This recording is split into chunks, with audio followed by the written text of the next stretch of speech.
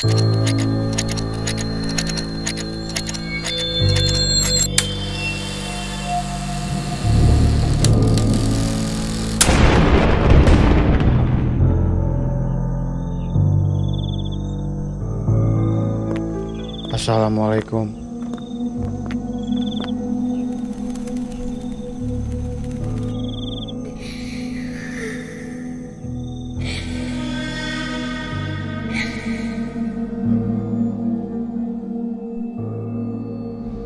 Sebulan setelah pengajian malam itu, keadaan ruangan udah berubah. Lebih tenang, sejuk, lampu kuning temaram memantulkan wajah-wajah yang tersenyum. Gelas-gelas berembun di meja, wangi kopi bercampur aroma rokok kretek pelan-pelan memenuhi udara. Dari sudut ke sudut, suara gelak tawa benar-benar pecah banget. Ada yang ngobrol sambil menepuk-nepuk meja, ada yang nyender di kursi sambil nyeruput kopi, bahkan ada yang sampai lupa waktu, lupa jalan pulang. Buat orang yang gak tahu, tempat ini ya biasa aja. Gak ada yang aneh, gak ada tanda-tanda kegelapan. Kalau lo masuk, mungkin lo bakal mikir, wah, enak banget ya nongkrong di sini. Tapi di balik semua itu, ada sesuatu yang gak beres. Pelan-pelan, tempat ini berubah. Dari rumah yang penuh obrolan hangat, jadi lokasi minum, party, dan teriak-teriak gak jelas. Awalnya kita semua happy, gak ada yang komplain. Tapi kok makin lama, hawa itu kayak kerasa berat banget. Beratnya bukan cuma di dada, tapi sampai bikin kepala nyut-nyutan. Jaka, teman baik gue, chef di kedai ini. Orang yang hampir aja gue tikam dari belakang. Cuma gara-gara kesalahan sepele. Itu gak masuk akal sih menurut gue. Kayak ada sesuatu yang ngerasukin emosi gue. Dan ini Syadat, barista andalan, saksi hidup, dan dia tahu satu tempat ini nyimpan ribuan cerita. Dan gak semua cerita itu enak buat didengar. Kadang dia cuma diem kalau ada hal aneh. Karena dia tahu kalau diucapin rasanya makin nyata. Sampai satu malam, waktu gue lagi sholat maghrib di bangunan kedua, hening, cuma suara kipas angin pelan muter, udara kayak berhenti, terus tiba-tiba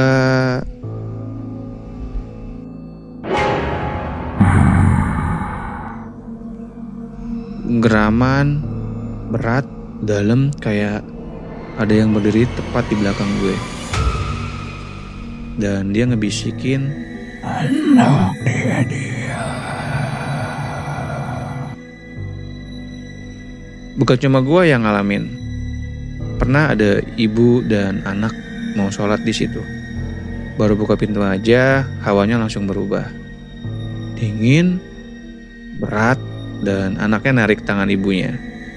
Di pojokan ruangan ada bayangan hitam, bukan cuma sekilas.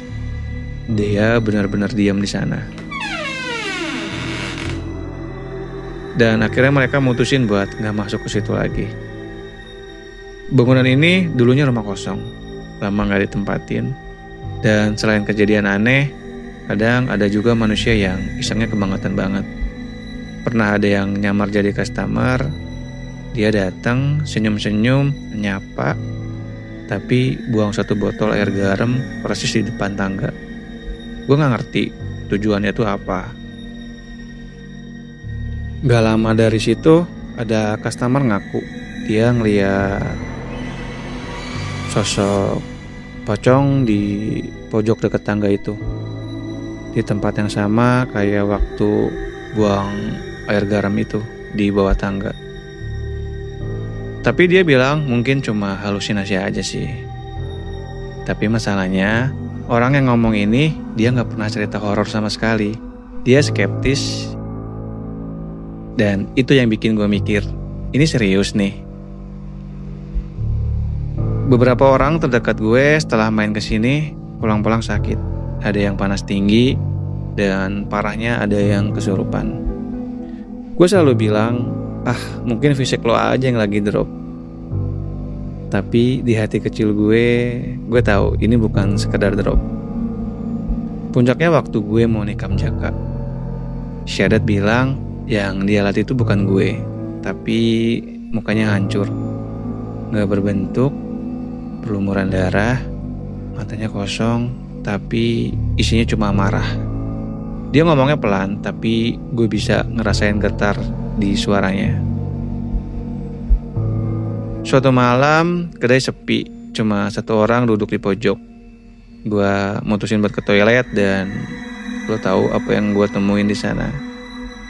Gue nemuin anak ular piton nongol dari lubang WC. Sisiknya masih basah, matanya melotot, dan nafas gue kayak tercekat gitu. Gue nggak tahu itu kebetulan atau sesuatu lagi yang mau ditunjukin ke gue gitu. Malam itu Jaka mutusin buat nginep. Dia nyalain musik volume 75% dan speakernya gede. Suaranya tuh mantul di dinding bata merah gitu.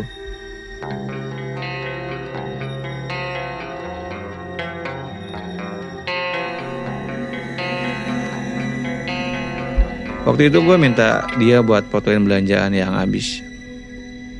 Dia berdiri, jalan ke bar, dan di detik itu dia lihat sesuatu. Sosok putih terbang, tapi terbalik. Dia cepat, terus terbangnya juga rendah. Dari dapur ke arah bar. Bajunya lusuh, rambutnya panjang, tapi mukanya tuh gak kelihatan sama sekali. Dia coba positive thinking, mungkin kucing, tapi pas dicek semua sudut itu benar-benar kosong. Kolong meja kosong, belakang kulkas kosong, tapi udara di dapur tuh jadi dingin. Anehnya, cuma di situ aja yang dingin. Jaka keluar, panik, dia nelpon gue langsung. Nadanya berat, terus kayak ngos-ngosan gitu. Itu pertama kalinya dia ngaku kalau dia tuh takut malam itu.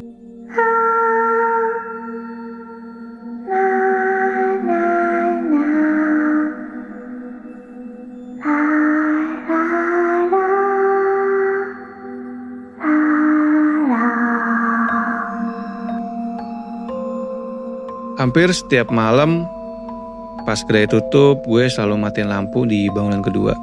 Dan lo tahu apa yang gue alamin di sana?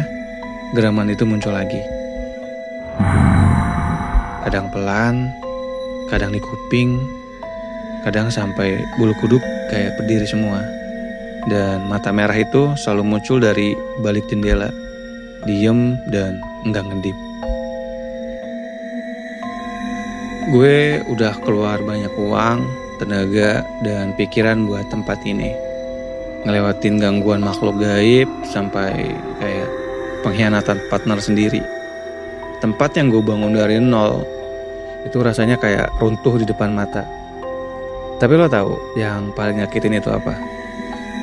Bukan hantu, bukan ular, bahkan bukan mata merah dari balik jendela. Yang paling nyakitin adalah orang yang lo percaya, orang yang lo anggap saudara, tapi ternyata matanya masih terbuka, tapi hatinya udah mati. Jadi, kalau suatu malam lo mampir ke sini dan lampu mulai meredup, jangan lama-lama ngeliatin jendela bangunan kedua. Karena kalau lo lihat lebih dari 3 detik, mungkin yang ngeliatin balik bukan cuma bayangan lo sendiri. Dan lo tahu apa yang paling gue pelajarin dari semua ini? Bukan tentang hantu, bukan tentang ular, tapi tentang manusia. Tentang gimana sesuatu yang kita bangun dengan hati bisa runtuh cuma gara-gara keserakahan, kebohongan, dan pengkhianatan.